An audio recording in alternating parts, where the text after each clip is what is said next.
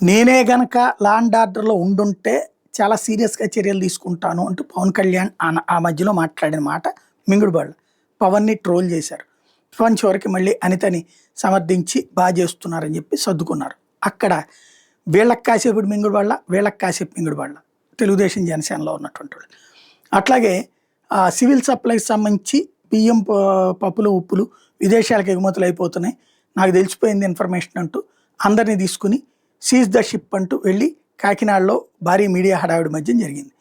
దాంతో ఒక వర్గం సాటిస్ఫాక్షన్, ఇంకొక వర్గంలో ఆవేదన. ఎందుకంటే బియ్యం, పప్పులు, ఉప్పులు స్టిల్ నౌ చాలామంది జరుగుతూనే ఉన్నాయి, అమ్ముడవుతూనే ఉన్నాయి, విదేశాలకు ఎక్స్పోర్ట్ అవుతూనే ఉన్నాయి. ఇప్పుడు అమ్ముకునే వాళ్ళకి మింగుడుపడ్డు, కొనే వాళ్ళకి మింగుడుపడ్డు. అట్లాగే ఇప్పుడు తాజాగా లూలు మాల్కి సంబంధించి ఎట్లా ఇస్తారు అట్లాంటి షరతులతో అన్నటువంటిది పవన్ కళ్యాణ్ రైజ్ చేసుకొచ్చారు. ఈ తెలుగుదేశానికి మింగుడుపడదు. అట్లాగే ఇచ్చేస్తారు రేపు పొద్దున అయినా కూడా.